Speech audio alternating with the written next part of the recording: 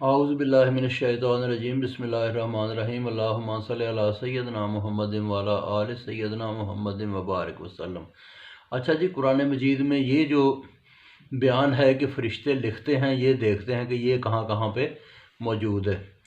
تو یہ ہے جی 24واں سپارہ 5واں رکوع، 24واں سپارہ 8واں رکوع، 25واں سپارہ 2 رکوع، 25واں سپارہ 8واں رکوع، کہ جو انسان اعمال کرتے ہیں، نیکیاں بدیاں، یہ جو ہے نا یہ لکھی جاتی ہیں۔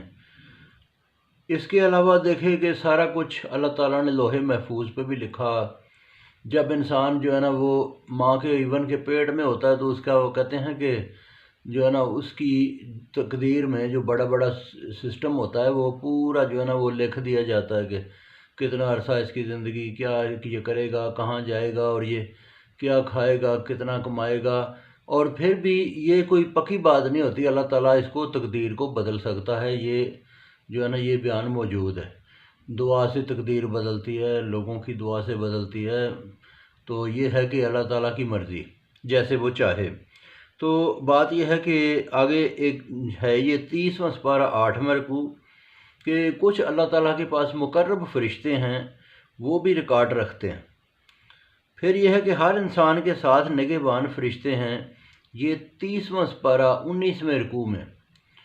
اور بعض ایسے بیان بھی ہیں، اور یہ حدیث پاک سے، قرآن پاک سے بھی ثابت ہے کہ کئی ایسے اعمال ہوتے ہیں جن کا فرشتوں کو بھی علم نہیں ہوتا، تو وہ اللہ تعالیٰ کے پاس اللہ تعالیٰ خود لکھتا ہے، اور وہ جو ہے نا ڈائریکٹ لکھا جاتا ہے۔